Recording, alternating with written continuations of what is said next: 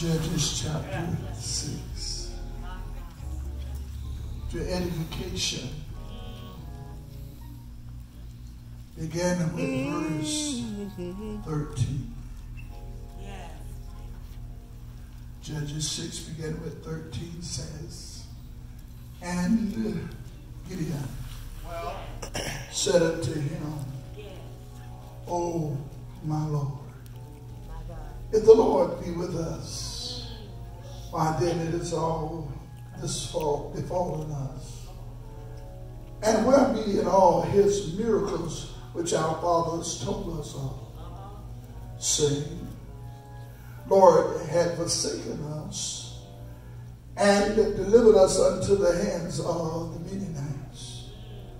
And the Lord looked upon him and said, Go in this thy might, and thou shalt save Israel from the hand of the Midianites. Have not I sent thee? And the Lord looked upon him and said, Go in this thy might, and thou shalt save Israel from the hand of the Midianites. Have I sent thee? Amen. If you would just pray with me for a little while, we want to talk about called for the purpose. That's all right. Called for the purpose. Come on, Bishop. Called for the purpose. Purpose is simply something for which something is done. Created to do something. A design for you. There are some things no one can get done but you. God have designed it that way. There's no substitute. There's no one that can take your place. For you have been charged by God to get it done. He told Jeremiah, even in your mother's womb, I've called you. Can I get a witness? Yes, sir. There's some things before you were born God had already planned for your life. I tell the church sometime, Bishop, some take the high road. Some take the low road. Some go straight in there. But whatever direction you take at the end of the day, Yes, sir. you got to do the will of God. Come on, Bishop. I know there are those that have ran like Jonah. Jonah had issues and didn't want to obey the voice of the Lord. A lot of us feel the same way. A lot of us have issues where we feel unworthy. Some have issues because they feel like what the need of this. Yeah, you know how God sent you to someone and you know they continue to do the same thing all the time. And they're worn time after time and seemingly they'll stop for the moment but then return doing the same mundane thing. And so you reach the conclusion within yourself, what is the use? Why keep going, doing this? And then we have the audacity to tell ourselves, well, the Bible said, why give precious pearl to the swine?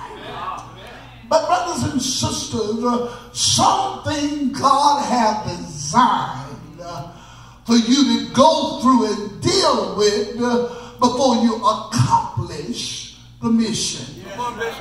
Yeah. If it just happened all of a sudden, miraculously, some of us wouldn't appreciate what the Lord is doing through us. some of us would want to take the credit from God. You know how we get self-righteous and selfish. Look what I've done. Well, but I want you to know God will not share his glory with no one. Oh, I wish I had some witnesses. We must realize everything that is done, it is for God's glory. Yeah. We do things to edify the body, but glorify God. Can't you see these things as it transpired with Jonah? Jonah said, I don't want to go to Nineveh. well, So these people been preached to before. They stopped what they were doing, and as soon as they calmed down, they did the same thing again. And I'm tired of these folks. Well, you know how we are. The mentality we have. I'm tired of going through this with these people, and I just refuse to go down to Nineveh. You know the story how Jonah ran from the presence of the Lord. But let me tell you something. I don't care where you go. God is already there. Oh, I wish I had some people to help me. I don't care if you make your bed in hell. He's already there.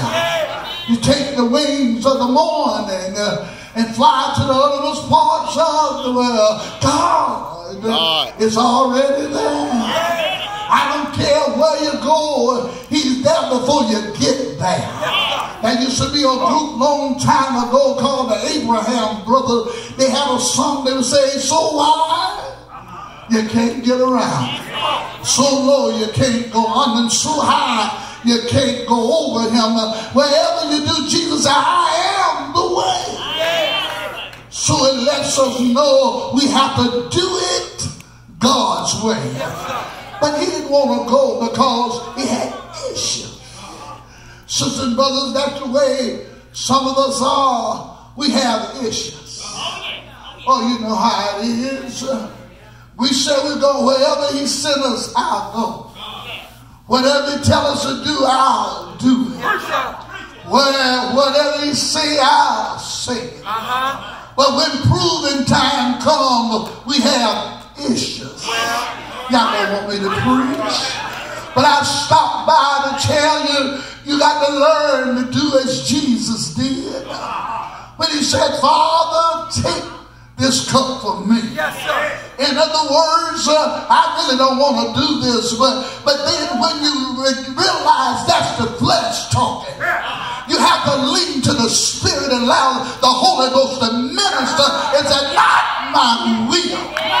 Oh, I wish I had some people up in there. Let your will be done. Anybody got to let your will be done in my life? Can't you see? We have to take on the mind of Christ. That's the reason Paul said, let this mind be in you, which is in Christ Jesus. But sometimes when God has designed purpose for our lives, we feel like I'm not able to do the job. I'm not educated enough. I'm weak, Lord, and my family don't have the background for this. But I want you to know God does not want to know anything about your capability. He want to know your availability, because the Bible said that Peter was uneducated, but people knew they'd been. Oh, I wish I had somebody with the Lord. Can't you see him? As he reached beyond the situation, Israel had sinned, and God had allowed their enemy to come and punish them. 7 years they had been tortured by their enemy. The Bible said that it had gotten so bad until they ran into the hills and caves and hid themselves. It's gotten so bad until they felt that all hope was lost. But how many know, I don't care how bad it is, I heard David said, they that wait. Oh, y'all don't want me to talk. Some of y'all just looking at me. On the Lord. See, one thing I've learned, waiting on the Lord to pay off after a while. Can I get a witness? Can't you see them as they are hiding now because they feel like the enemy has overtaken them? But sisters and brothers, I'm not going to be up here long, but I just want to encourage the pastor, encourage First Lady, that God has called you to the purpose. Sometime in life it seemed like, yes, it's all in vain. Have you ever been in a predicament? Look like the more you teach and preach, the worse people get. The more rebellious they get. Because they don't see the vision, they begin to speak in doubt. But I serve notice on you because you don't see it. Does not mean God didn't give it. Can I get a witness? And that's why he gave it to the man of God, that he may write the vision, and later you may run with the vision. See, God saw something in a boy by the name of Gideon that Gideon did not see in himself. And don't think, sisters and brothers, because you hadn't been trained for it, God can't use you. How can you say that? Because the Bible said the Holy Ghost will teach you. Y'all looking at me funny. The Holy Ghost will give you everything that you need. And something God does not mean for you to get man's training. Sometimes God wants you to just be still and hear his voice. Can't you see Gideon as she's now at the threshing floor? The Bible says he was threshing out wheat, hiding from the enemy. But I don't care where you are, God can find you. I wish I had a witness. I don't care what your condition is, God knows how to find you. Am I right about it? He was down there when an angel appeared to him, called him by his name, and began to tell him, man of valor, God have found favor in you. And sisters and brothers, I want you to know that when God finds favor in your life, everyone ain't gonna understand. When God finds favor in your life, there are those that will try to talk you down. But you got to learn how to encourage yourself. Because when you know what you know, and know that the Lord is in it, and you know could nobody do it for you like Jesus, you got to learn how to encourage yourself. Am I right about it? Can't you see him? Said, now wait a minute, if you are the Lord, he told him, why did the Lord allow the enemy to treat us the way they do? Why did the Lord allow our enemy to come in and cause us to have to leave our own house? I heard my forefathers say how he delivered us out of the land of Egypt, out of the house of bondage, and now we are here and we're in a mess now. How is it a gracious God can allow this to happen? Well, let me pause to serve notice. God is still a gracious God, but God is still a protocol God, because God demands righteousness. He recognizes as long as we're in these bodies, we still got some junk in our trunk. We still got some mess in our chest. But God demands righteousness. We got to have a right relationship in order to hear him. Am I right about it? Can't you see Gideon telling him, look at him, how can God do all of this? I heard it. Yes, I did. You know, when people say they don't understand, the real problem is it's not they don't understand. They don't want to accept the truth because the Bible said the wages of sin is death, and the gift of God is eternal life. You can't do wrong and think you're going to get down. Everybody got to give account of the deeds done in this body. I don't care who you are and where you come from. Everybody got to stand before God. Am I right about it? I heard Gideon say, how can this happen? Notice something. The angel didn't answer the question. He just said, you got a job God called you to do, to deliver your people out the hands of the enemy. Am I right about it? See, it ain't about what have happened. God gonna do what you gonna do now. It ain't about your yesterday. God wanna know what you gonna do today. It ain't about what was, but God wanna know what is now. Am I right about it? Can't you see him? Said, man, God has called you to do a work. Look at him now. I see Gideon put it to the test. Said, look at him, wait a minute. Let me go and prepare a meal. The Bible said, when he prepared the meal, the angel said, put it on the rock. When I looked at that, something came to my mind. Number one, a rock is a solid foundation. Number two, a rock is stability. Am I right about it?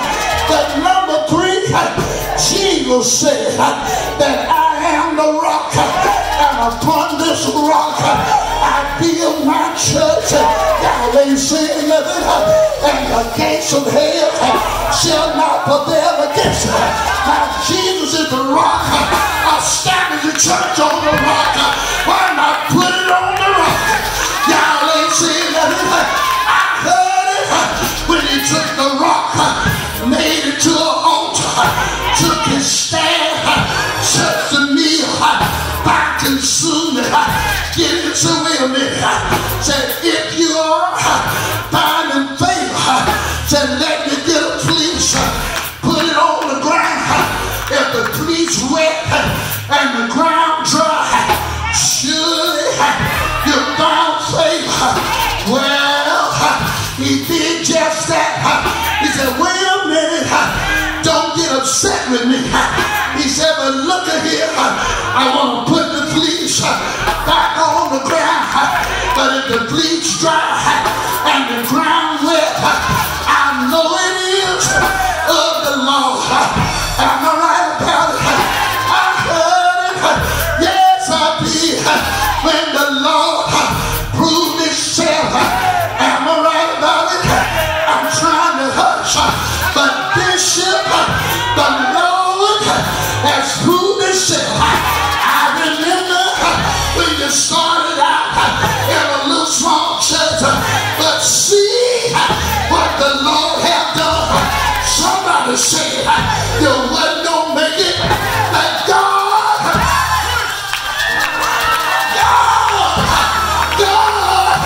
helped you to stand. Am I right about it? I got to hush.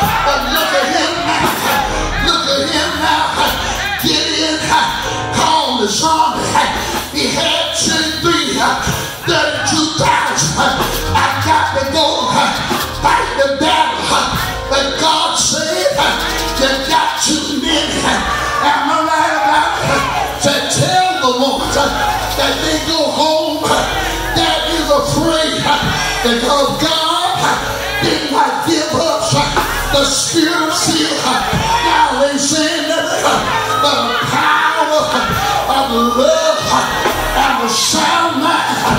And the right the same God said, let them go. 22,000 walked on, left 10,000. Get it done. I don't know what to do, but maybe I can win the battle with 10,000. God said, wait a minute, you still got too many. Take them down to the water. Watch the water at the water. You know somebody had to take their eyes off the enemy and put their face in the water. Am I right about it? But that was slow. They took their hand and laughed like a dog. God said, those who want 300 men gonna win the battle. I somebody tell you, God have called you. God have chose you. God have designed the burden. Just hold on. The battle is on. Ready to war. I didn't know over 2,000 years ago, Jesus made us baby. Jesus, the humble lamb. Jesus, the rock you